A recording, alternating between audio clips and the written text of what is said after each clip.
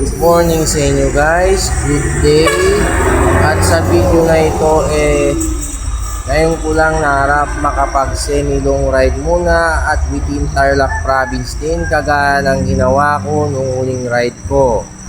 At kasalukuyan nandito ko sa may junction Herona Tarlac sa Barangay San Antonio, Herona Tarlac. At ayan ang aking bike. Bale, day off ko ngayon hanggang bukas ng Lunes. Bale, ang titirahin ko muna, ngunit hindi na rin siya first time, pero gagawan ko lang kasi ng content dahil puro pictures lang meron ako doon. Ang makasaysayan at sikat na pasyalan sa bayan ng Capas, Tarlac, ang Capas National Shrine.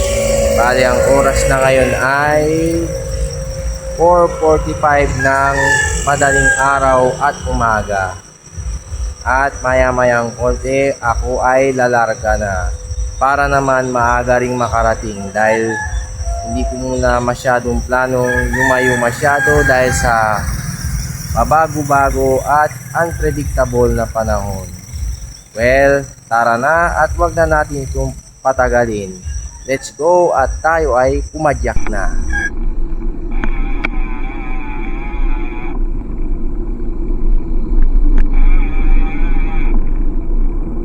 Bale, hindi ko na rin mabilang kung ilang beses na ako nakapunta doon sa Capas National Shrine.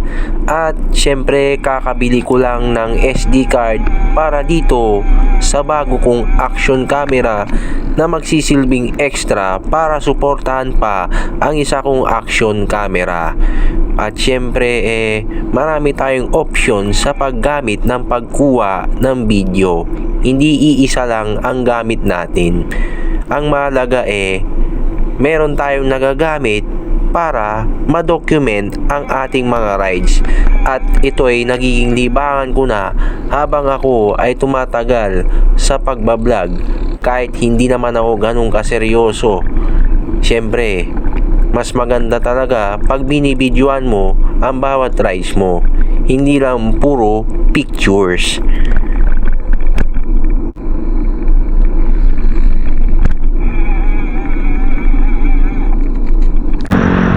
At kasalukuyan ko na ang binabaybay ang kahaba ng MacArthur Highway. Bali sa parting ito accident prone area, kaya laging magdoble ingat ano man ang gamit mong uri ng sasakyan. Good thing para sa mga turista ang road widening, pero nakakamiss din ang itsura ng old days.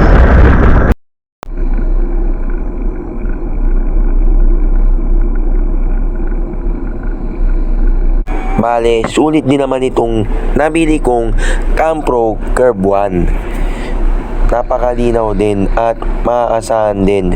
Very premium din. At magiging katuwang na siya ng aking Sargo A7 sa mga magiging bike rides ko. Buti na lang nagamit ko na siya sa ride na ito para ma-content ko ang Capas National Shrine.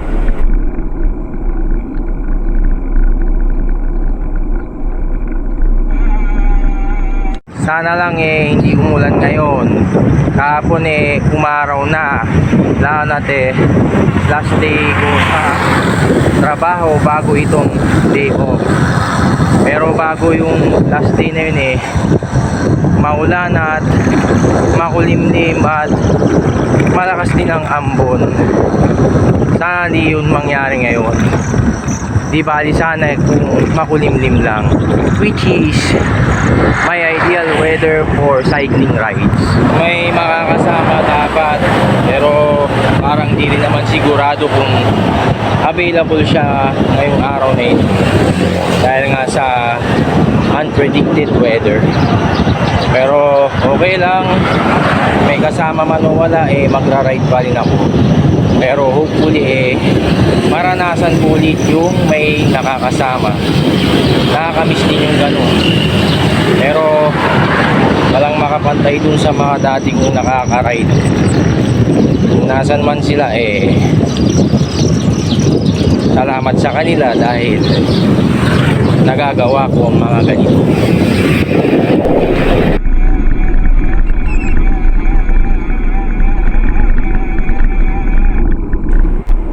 Halos di ko na mabilang kung ilang beses ko na pinadyak ang Capas National Shrine. Dahil nung mga nakarang rides ko, halos may mga kasama akong grupo at halos marami na akong picture doon. Kaya naisipan ko yung mga nabike ko dati na i-content din para fair na may mga pictures ako doon at syempre may mga videos na makokolekta para pinapanood ko na lang kung sakaling ako'y kumupas na sa pagbibisikleta. Syempre, lahat ng rides ko ay gusto kong matreasure para wala akong pagsisisi pag ako ay matanda na.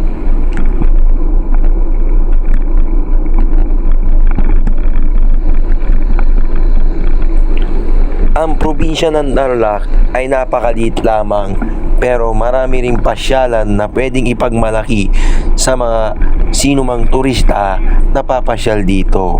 Siyempre, hindi lang naman puro sa ibang probinsya ang may magagandang lugar. Kahit dito sa sarili kong probinsya ay marami ring pwedeng pasyalan. Mapabisikleta man, motorsiklo o four wheels ang gamit mo. Kahit sino pa ang kasama mo, mapapamilya mo, jowa o asawa mo, barkada mo, or basta kahit sinong makasama mo, mag-enjoy ka rin. Lalo na kung nasosolo nyo ang mga lugar at wala kayong makasabayan na turista.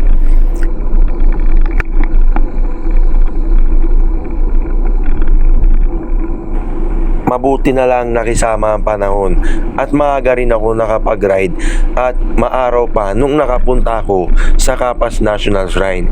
Dahil pag uwi ko before lunch, maaraw pa at afternoon bumuhos na rin ang ulan.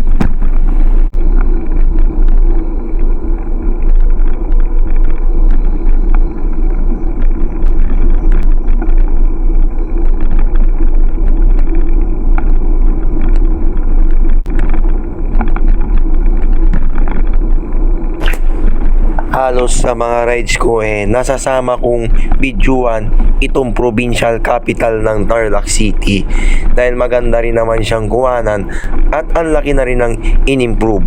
Kahit hindi naman siya ganun kalaki, marami na ring establishments. Talagang city na talaga. At syempre, ito ang kabisera ng Tarlac kaya nandito lahat ng opportunities kapag may mga job hiring para saan mang sulok ng Tarlac ang maging aplikante malapit lang ang kanyang papasukan na trabaho. Parang gagaya ko, 1 oras lang ang biyahe araw-araw pagpasok at pauwi sa aking trabaho at bahay.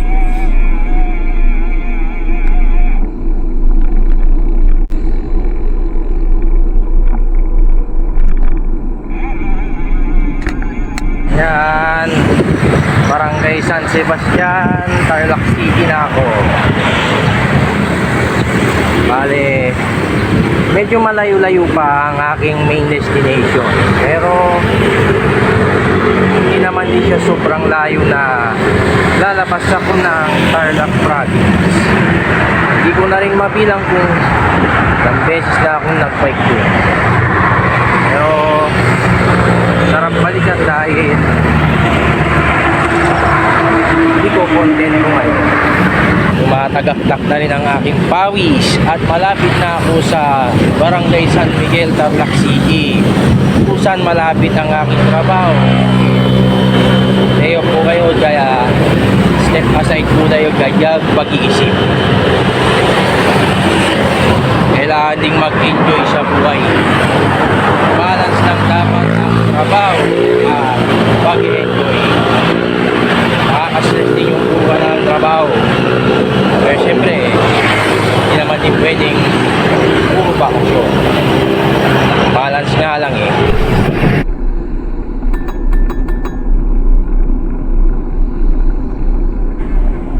Bale, Bale, approaching na ako sa Barangay San Miguel, Tarlac City. Malapit lang ang aking trabaho.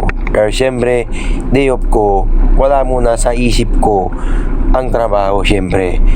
Hindi naman pwedeng puro trabaho lang. Kaya nga nagbabike rides para mawala ang stress at makapaglabas ng dopamine sa katawan dahil nakaka-stress din yung bugbog ka sa trabaho. At mga ilang barangay lang din ang lalagpasin ko bago makarating sa Capas National Shrine. Lalagpasin ko lang ang mga barangay na ito sa highways. Siyempre, napakaganda na ng mga highways ngayon para sa mga katulad kong siklista dahil paglagpas mo ng barangay Burot ay meron ng bike lane. Ngunit ingat lang din sa mga nakahambalang na sasakyan dahil may mga sasakyan talaga na walang galang sa mga siklista.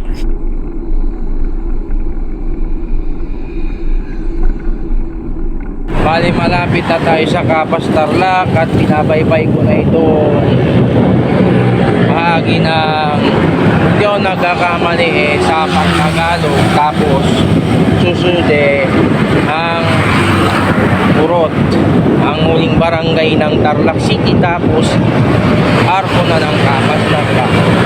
At mga ilang sabit na lang makakarating na rin tayo doon sa tourist destination na Capas National Shrine.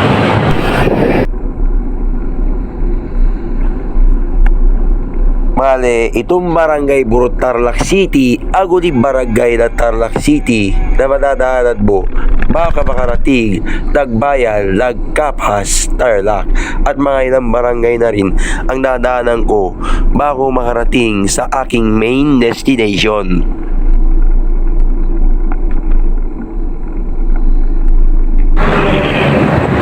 Dahil di ako naka-G-Sport yung kapagod ng aking mga tubo ngayon, pero siguro dulot na nito ng may edad na ako dahil ako ay nag-30 na, pero kaya pa rin yan.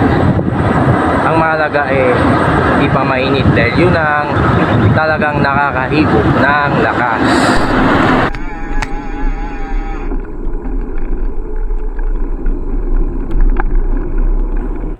Bale, paglagpas ko ng munisipyo, kakanan ako sa isang kanto kung saan merong gasolinahan. At pagkakanan ko doon, dire-diretso na doon at merong madadaanan na simeteryo. Tapos, kakanan ulit patungo sa Barangay Aranguren, Capas, Tarlac, kung saan nakalocate ang Capas National Shrine. Bale, dadaanan ko rin ang bugad ng napakalaking barangay doon na Barangay Cristo Rey o mas kilala noon bilang Davie. Napakagandang barangay dito dahil napakalawak din.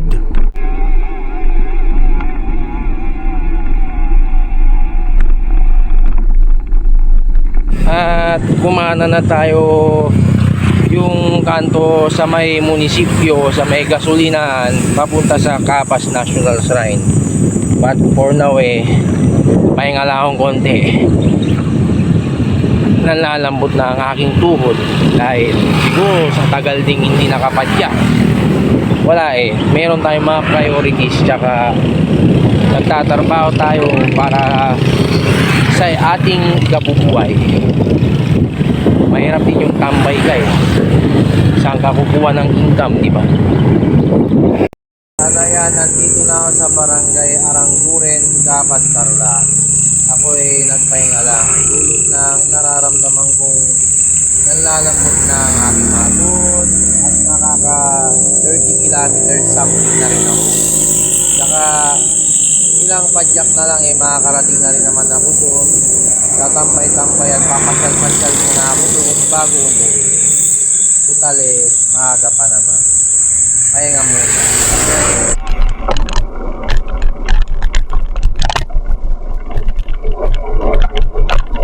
Nagpahinga na ako saglit dahil nararamdaman ko na ang pagod. Siguro sign na rin of aging. Unlike dati na kaya ko yung tuloy-tuloy na padyakan or mga kulang lang din ako sa tulog kasi galing ako ng beach shift yan. doon sa trabaho ko. Tapos kinabukasan gusto kong pumadya. Eh wala eh, di ko mapigilan.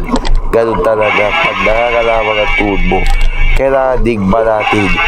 Ang hirap din kasi pag natitega ka sa pagbibisikleta, hindi mo alam kung kukupas ka na ba, kaya mo pa ba yung mga ganito padyakin dahil sa sobrang pagkabisi sa trabaho.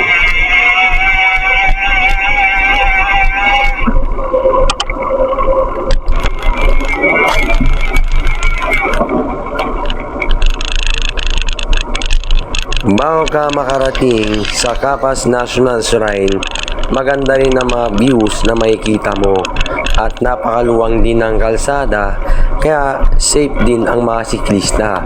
Basta doble ingat at disiplina pa rin kahit 4 lanes ang kalsada dahil nakasalalay pa rin sa ating pagbadyak ang ating mga buhay. Wala naman yung pinagkaiba sa pagmamaneho.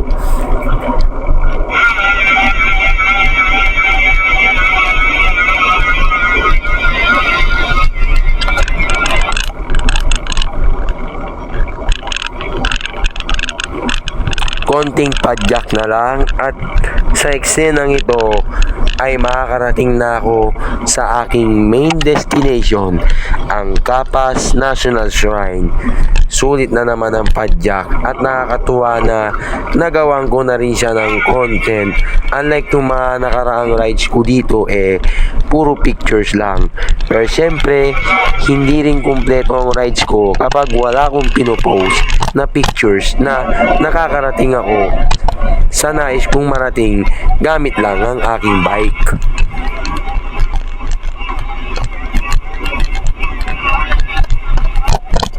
At ayan, nandito na ako sa Capas National Shrine. At ito ang kanyang entrance. Hindi ko alam kung magkano ang entrance fee ngayon since matagal na rin ako hindi nakapasok dyan. Ngunit maraming beses na rin akong nakapunta dito. Ayan, titingnan yung ganda. Bale, selfie muna, picture bago pumasok dyan. At konting buwaridag view. Tapos, tambay dyan, libot-libot, pahiga, at picture din, sabay vlogging. Yan. Pagmasdan ang ganda ng kanyang labas. At nandyan ang aking bike sa harap.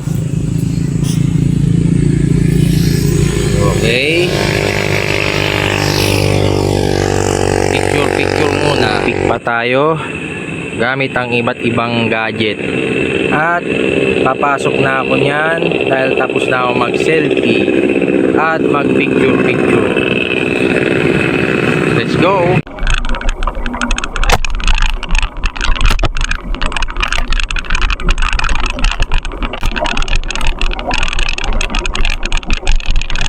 At nagsimula na akong pumasok sa Capas National Shrine. Bale, ang entrance fee na ngayon ay 75 pesos na. Nagmahal na rin. Pero sulit din naman yan kung ikaw ay tatambay at mamamasyal ng mga 1 o 2 oras dito. At syempre, ang pinakamaganda na nangyari sa pagpunta ko muli dito ay solong-solo ko ang lugar. Tipong mag-isa ko lang na bisita at mararamdaman mo rin ang nature feels dito kahit ang pinapaalala ng lugar na ito ang Death March nung World War II. At nakalista rin doon sa may malaking tore doon ang mga pangalan ng mga yumaong sundalong Pilipino na nakipaglaban sa mga Hapon nung World War II.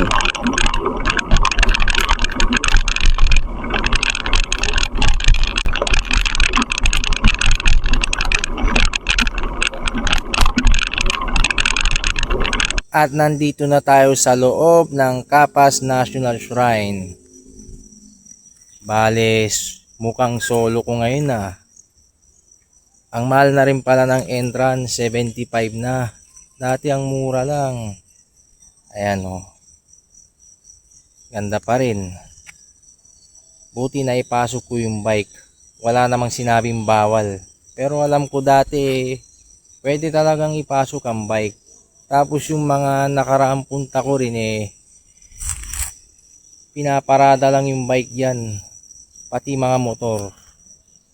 Di ako sigurado, wala namang naninita dahil solo ko lang dito. Okay. Kuha lang tayo ng magagandang view. Katatapos ko lang ding magpicture. Ayan. Okay. Ayan. Napakapayapa. Sulit din pala yung 75 pesos ko na entrance dahil solo ko lang. Mamaya lalapit ako dun sa mga nakalistang mga sundalo. Ayan o. Pag may oras pa pero mukhang may oras pa, syempre maaga pa. Silip lang tayo sa hanging bridge. Bale, ayan ang current setup ng bike ko ngayon.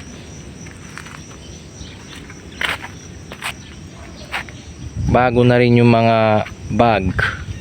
At 4 na, meron na rin dito. Bale, may dalawa na akong action camera.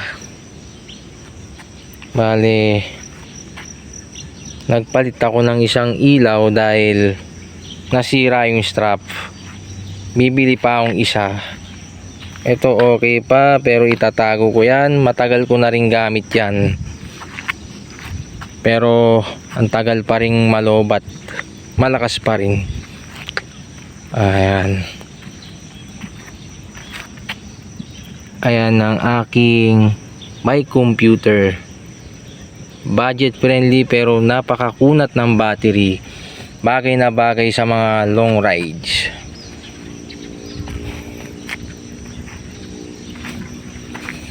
Ayan. Yan ang aking current setup sa aking mountain bike. Ayan. Napakataas. Wala pa rin pinagbago. Ang bago lang solo ko lang na pumunta dito. May nature feels din. Naririnig ang mga huni ng mga ibon. Sana lang hindi ako masita na pinasok ko yung bike. Ayan. Libutin lang natin kahit konti.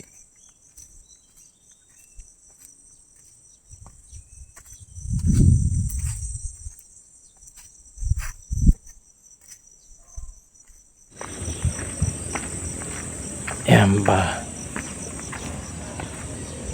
Iba't ibang gadgets ang gamitin. Ganda ng damo. Napaka very leafy and greeny.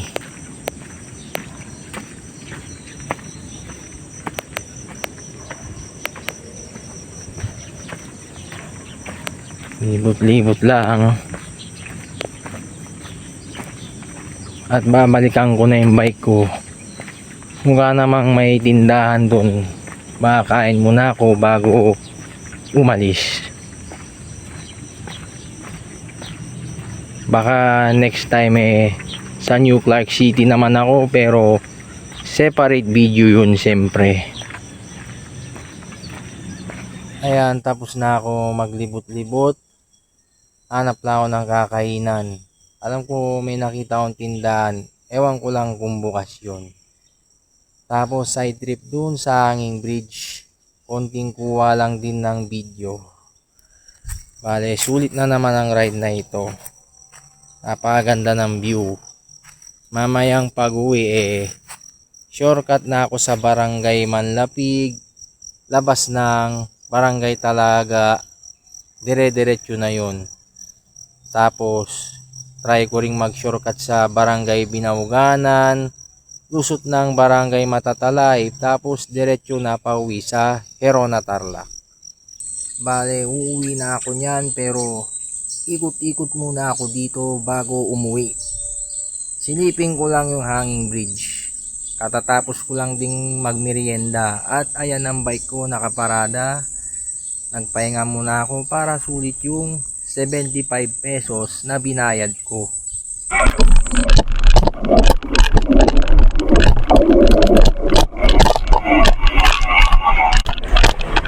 At syempre dahil hindi mawawala ang pagwa-wandering by sa bawat pagpadyak at mga lugar na aking pinupuntahan, hindi mawawala ang paglibot-libot muna. Buti na lang pwede palang ipasok ang bike sa loob dito sa Capas National Shrine. Kaya naisipan kong videoan para maipakita na nakapaglibot-libot ako sa loob gamit ang aking bisikleta. Buti na lang dalawa na ang aking action camera. Although tatlo talaga, pero mas madalas gamitin ko yung dalawa, pati yung dalawang cellphone ko. Bali nagloko yung aking mini action camera. Ewan ko ba kung dahil yun sa SD card or dahil sadyang mumurahin lang. Pero may pakinabang din sa mga magiging rides ko o kahit anong content na magawa ko. Pero syempre, cycling content ang aking ginagawa with adventures and traveling, of course.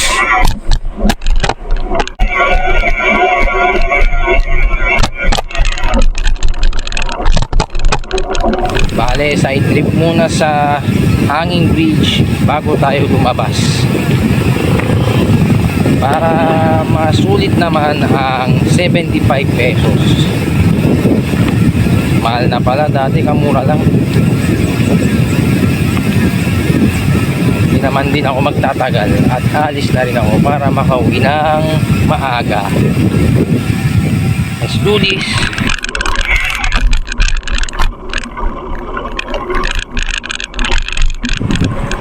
At syempre bago umuwi, nag-side trip muna sa isang hanging bridge sa likod ng tourist attraction or historical landmark na ito. At sa likod nito mararamdaman mo na naman ang nature feels dahil forested ang dating. Pero meron ding mga konting bahay dito na hindi ko alam kung tinutuluyan ba ito ng mga sundalo or whatsoever.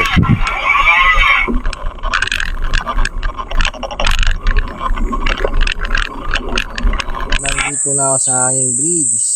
Sneak peek lang at di na ako pupunta doon sa kabila. Mag-isa ko lang naman. Masaya na ako sa mga ganito-ganito lang. Let's do this. Ayan. Medyo nakakatakot lang.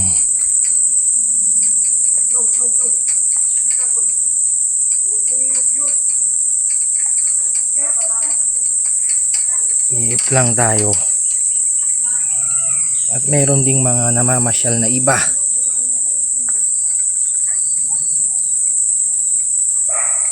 Kahit dito na lang tayo. Bale, ito na yung Hanging Bridge. Pero hindi na ako pupunta sa kabila. Tanghali na rin at uwi na rin ako dahil may mga gagawin pa mamaya. At least kahit semi-long ride nag-enjoy tayo at nakapag-exercise. Tara, let's go. Alright, uwian na tayo. Kahit semi-long ride lang sulit naman din ang ride na ito. Pero minsan kailangan din ng semi-long ride. Long ride pa rin naman yun, kaya lang hindi siya ganun ka sobrang layo na kagaya ng mga usual ride na ginagawa ko. Ang mahalaga ang bawat padyak natin ay may kasamang pamamasya.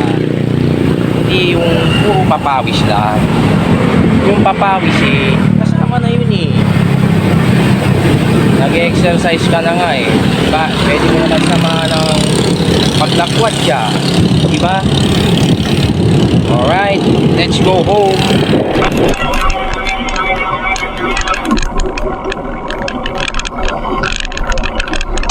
At pauwi na rin ako, magsushortcut ako sa mga iilang baryo o barangay dito sa Capas, Tarlac para maiba naman ang dinadaanan at hindi dun sa aking pinanggalingan.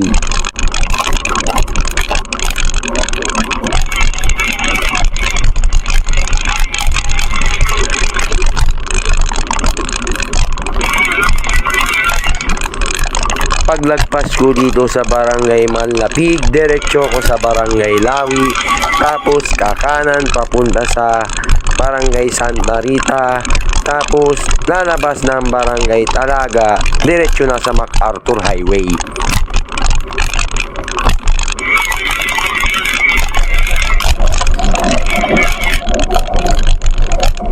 Bale, pwede rin naman akong kumanan na palabas ng barangay Dolores, tapos diretso na rin sa MacArthur Highway. Kaso ilang beses na rin akong dumaan doon, kaya mas pinili ko na lang ding dumaan sa barangay Talaga kahit hindi na rin first time, para paiba-iba yung dinadaanan ko tuwing ako ay papadyak papunta sa mga lugar dito sa bayan ng Capas Tarlac. Dahil ang Capas Tarlac ay mayaman sa pasyalan, kaya no wonder na tinawag siyang the tourism capital of Tarlac Province. Kung sa Bayadtok ay tinatawag na summer capital of Tarlac Province, yun naman ang bansag sa bayan na ito.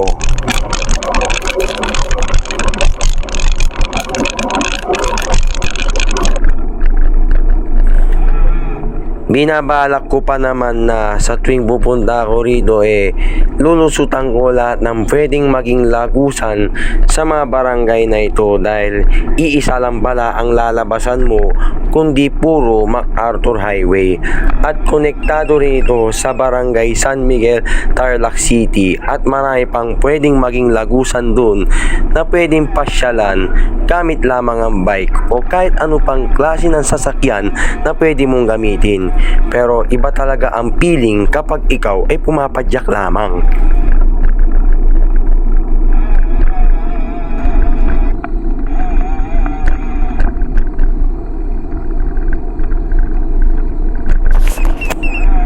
At kasalukuyan ko nang binabaybay ang barangay Talaga, Capas, Tarlac. Natatandaan ko nung ako'y nag-i-scroll sa social media nakita ko ang picture ng arko nito. Kumbaga binibiro ba o ginagawang meme? Kumbaga legit nga daw kasi ang barangay na ito. Kumbaga barangay talaga. Pero syempre paglabas dito MacArthur Highway na. Ang maganda lang sa barangay na ito sa tuwing nadadaanan ko, tuwing ako ay magpapasouth nakikita ko marami namang establishment na nakapalibot dito. May mga bakery at meron ding mga 7-Eleven. So napakaswerte rin na mga nakatira dito dahil marami silang mapapagbilhan. Pero syempre hindi naman yun ang pinunta ko. Ang focus ko na lang sa mga oras na ito makauwi na at hindi gabihin. Siyempre malabo naman akong gabihin dahil maaga akong umalis at maaga rin ako nakarating. Tsaka semi long ride nga lang ito. Hindi ito sobrang layo at hindi rin ito sobrang lapit. Pero solve ka na rin sa mga ganitong ruta dahil malulupit at magagandang lugar at puro pasyalan ang iyong mga tinirada kasama ang iyong mahal na bisikleta.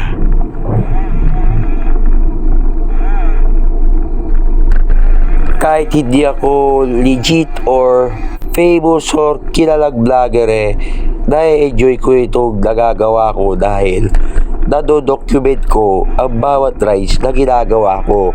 Ang magiging kalaban ko lang ay ang pag-isip ng mga ruta dahil nakakaumay naman kung napuntahan mo na isang lugar tapos iba-vlog mo pa ulit.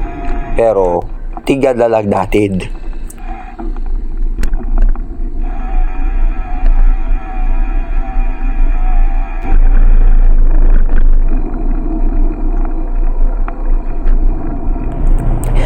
At nakabalik na ako ulit sa MacArthur Highway. Dire-diretso na ito hanggang makabalik sa Heroda Tarlac. Walang masyadong stopover to. At naisip ko pang ipatodo bike kaso linggo pala dito sa Tarlac City sarado ba bike shop. Kaya dire-diretso na lang ako sa pagpadyak since puro patag na lang din ang aking mga dadaanan.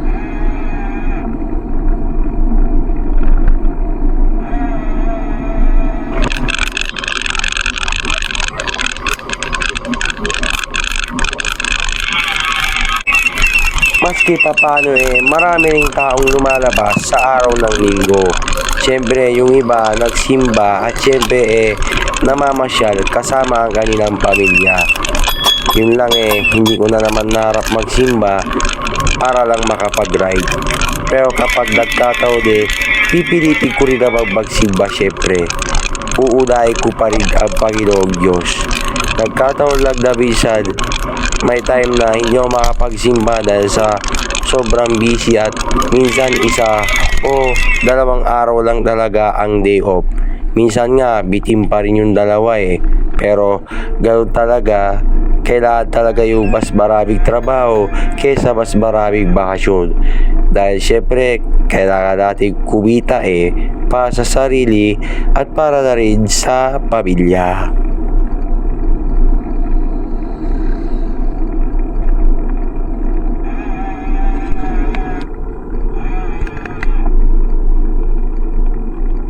Pagkatapos kong diretsuin ang MacArthur Highway, kumanan ako dito at nag-shortcut muna dito sa Barangay Binaunganan, Tarlac City. At lulusot ako ng Barangay Matatalaib, pabalik ulit sa MacArthur Highway.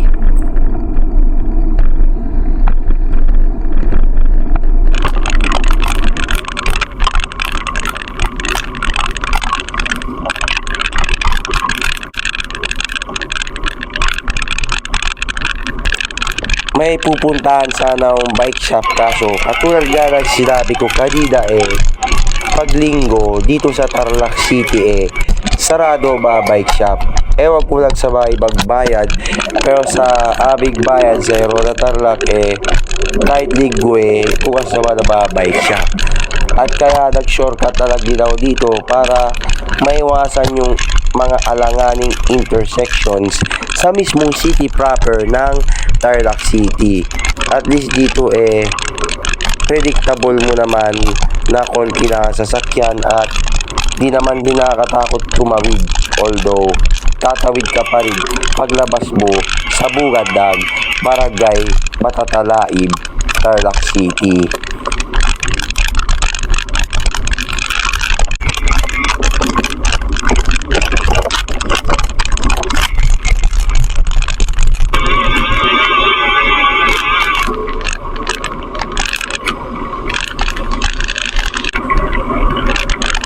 Nandito na ako sa Barangay Matatalaib, Tarlac City. Napakalawak din ng barangay na ito dito sa lungsod ng Tarlac City. Katulad din ng Barangay Tibag, sa aking palagay, isa rin to sa mauunlad nilang barangay dahil marami ring tirahan, mga establishments at mukhang malaki rin ang populasyon sa barangay na ito. Meron din silang sariling simbahan katulad ng kanilang mga karatig barangay. At dinadaanan din ito ng public utility jeepney na may rutang Maliwalo, Matatalaib, Macabulos or 3M for short. Bali, didiretsuhin ko lang ito tapos kakanan ako palabas na ng MacArthur Highway tsaka na ako dire-diretso pauwi sa aking bayan sa Herona, Tarlac.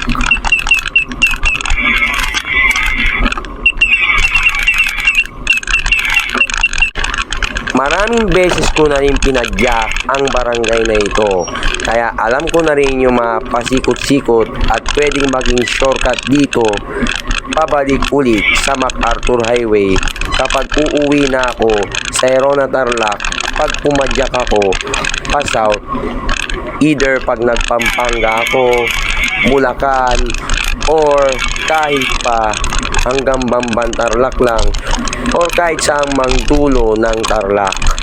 Dito ako nag-shortcut para mas safe at hindi nakakaumay na puro sa MacArthur Highway ka lang dumadaan. Siyempre, mahilig ako mag-shuffle ng ruta. Hindi yung puro nakasanayan mo lang. Nakakaumay kasi yun at mawawalan ka rin ng ganang mag-bike pag ganun lagi ang iyong mga ruta.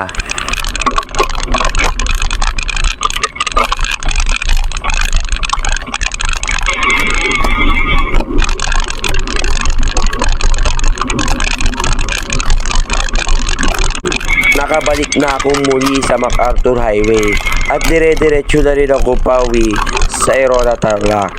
Dadaan ako ba sumusunod na barangay na nakapaskil dyan sa baba. Ngunit baka ilang eksena lang ang pinili ko. Siyempre, hindi naman lahat kailangan mong i-broadcast. Kahit ano pag gawin mo.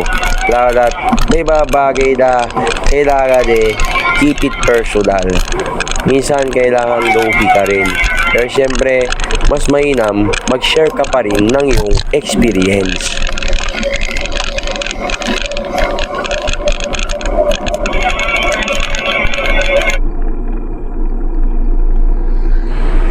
At approaching na akong muli sa boundary ng Herona Tarlac at Tarlac City. Nagbuko ko saglit pero syempre hindi ko na sinama yun. Kaya lagpas na ako ng boundary ng Tarlac City at Herona Tarlac. Bali malapit na ako makauwi sa aking bayan. Malayo-layo rin to, although semi-long ride na. Bali nakaka 75 kilometers na ako. Sulit pa rin kahit na dito lang sa masasabihin ko naubusan tayo. Konting kiss na lang.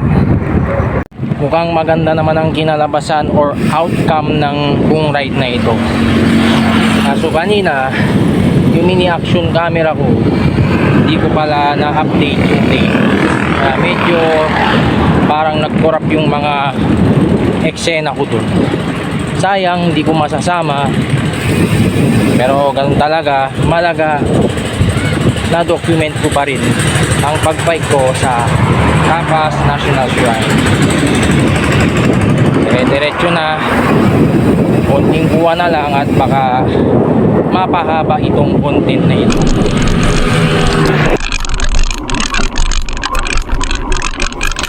Uni ko na naman pinapadyak ang barangay Amakala ni Herona Tarlac, ang bungad bago makarating sa town proper ng Herona Tarlac. Ngunit may barangay pang susunod, ang barangay San Antonio, tapos nakabalik na ako ulit sa town proper.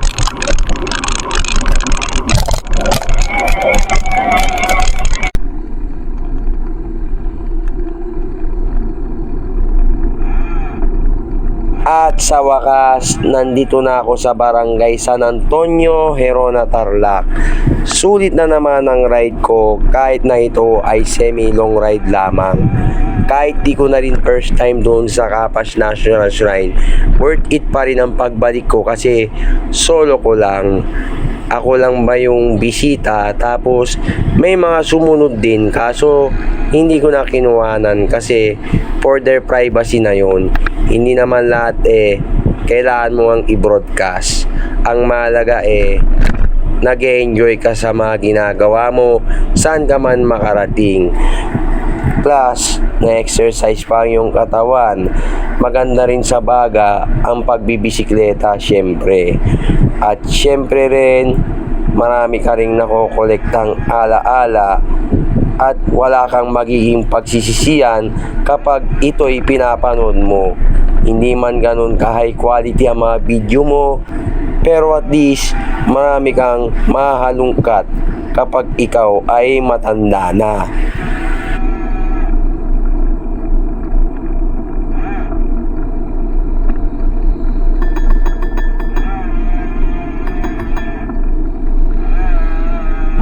Yun, nasa town proper na ako ulit ng Herona Tarlac. Didiretso muna ako sa plaza bago umuwi sa bahay upang tapusin ang buong content na ito at dun gumawa ng outro. Buti naman makakapagpahinga na rin at makakapagtanghalian na. Bibili pa sana ako ng mapapapak kaso magla-lunch na rin so it doesn't make sense na.